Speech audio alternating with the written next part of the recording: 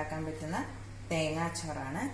കുക്കറിൽ ഒരു 15 മിനിറ്റിനുള്ളിൽ നമുക്ക് തയ്യാറാക്കിയെടുക്കാൻ പറ്റും.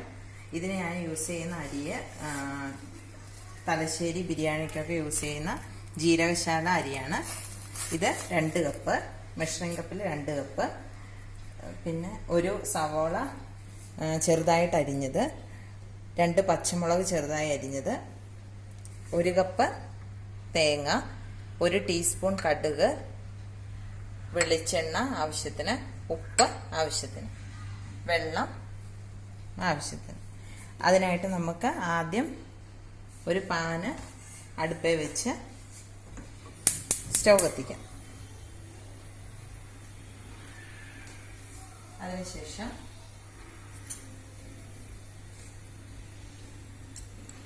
രണ്ട് ടേബിൾ സ്പൂൺ വെളിച്ചെണ്ണ ഒഴിച്ചു കൊടുക്കാം.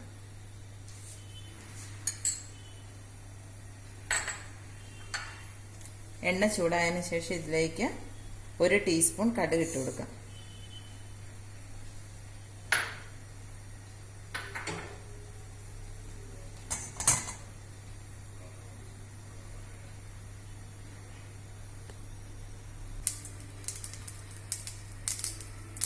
ഇത് നന്നായി പൊട്ടിയതിന് ശേഷം നമുക്കിതിലേക്ക് അരിഞ്ഞു വെച്ചിരിക്കുന്ന സവോള ഇട്ട് കൊടുക്കാം, പച്ചമുളക് ഇട്ട് കൊടുക്കാം.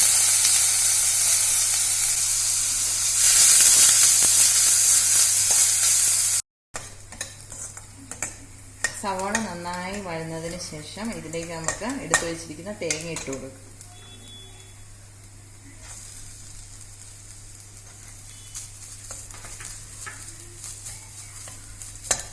ഇത് ചെറുതായി ഒന്ന് വഴറ്റിയതിന് ശേഷം നമുക്ക് തീയെ ഓഫ് ചെയ്യും.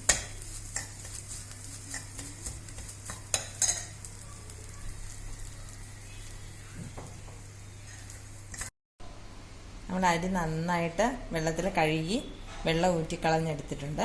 ഇനി ഒരു കുക്കർ അടുപ്പിൽ വെച്ചിട്ട് കത്തി.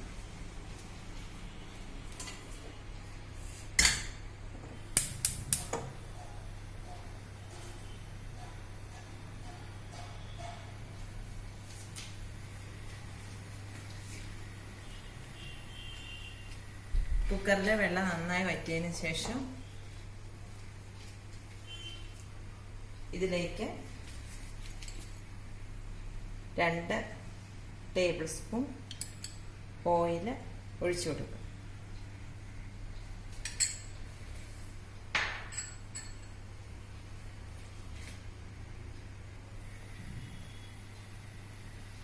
ഓയിൽ നന്നായി ചൂടായതിനു ശേഷം എടുത്തു വെച്ചിരിക്കുന്ന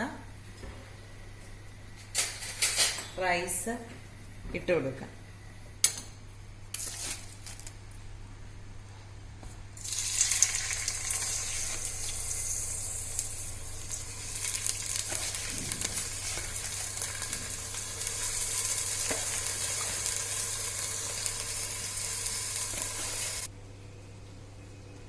അരി വെളിച്ചെണ്ണയിൽ നന്നായിട്ട് ഒന്ന് മൂപ്പിച്ചെടുക്കും. ഒരുപാട് വറന്നു പോകണ്ട, ചെറുതായിട്ടൊന്ന് അതിൻ്റെ വെള്ളം വറ്റിയിട്ട് ഡ്രൈ ആവുന്നിടം വരെ നമ്മളൊന്ന് ഇളക്കി കൊടുക്കും. അരി വെള്ളമൊക്കെ വറ്റി നന്നായിട്ട് ഡ്രൈ ആയിട്ട് വന്നിട്ടുണ്ട്. ഇനി നമുക്കിതിലേക്ക് നേരത്തെ തയ്യാറാക്കി വെച്ചിരിക്കുന്ന തേങ്ങ, സവോള കൂട്ട് ഇട്ട് കൊടുക്കാം.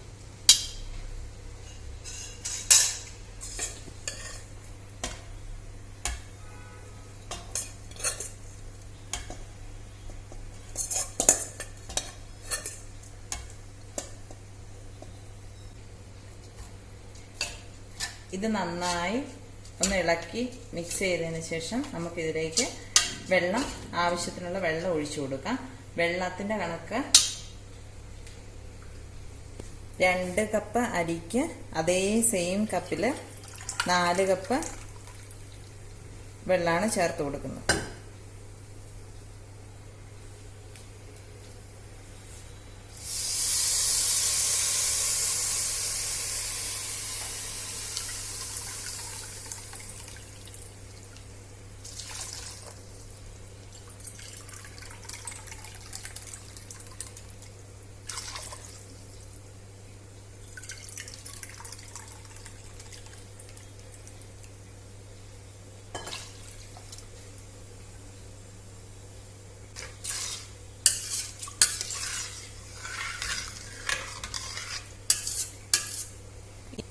ഇനി ഇതിലേക്ക് ആവശ്യത്തിന് ഉള്ള ഉപ്പ് ചേർത്ത് കൊടുക്കാം.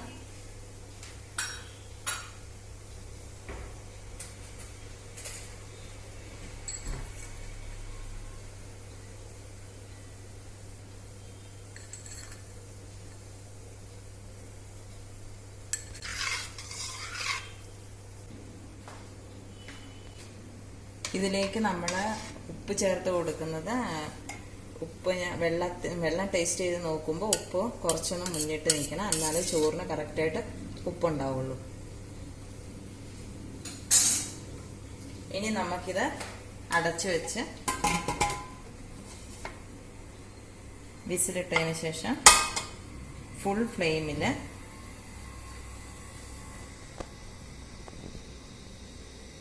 ഒരു വിസിൽ വരെ വേവിച്ചെടുക്കാം. അതിനുശേഷം കുക്കർ ഓഫ് ചെയ്ത് മൊത്തം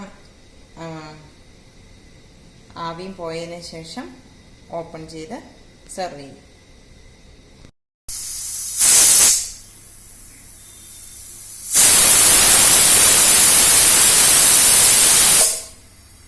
നമുക്കിനി തീ ഓഫ് ചെയ്യാം.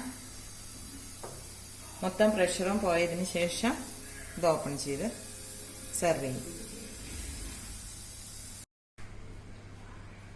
കുക്കറിന്റെ ഗ്യാസ് നന്നായിട്ട് പോയിട്ടുണ്ട്. ഇനി നമുക്ക് ഇതിന്റെ അടപ്പ് തുറക്കാം.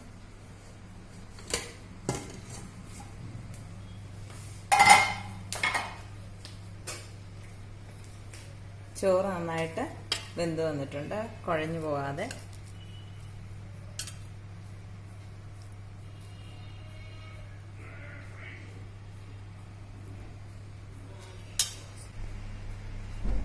അങ്ങനെ നമ്മുടെ ഈസി ആയിട്ട് കുക്കറിൽ തയ്യാറാക്കാൻ പറ്റുന്ന തേങ്ങാച്ചോറ് ഇവിടെ റെഡി ആയിട്ടുണ്ട്.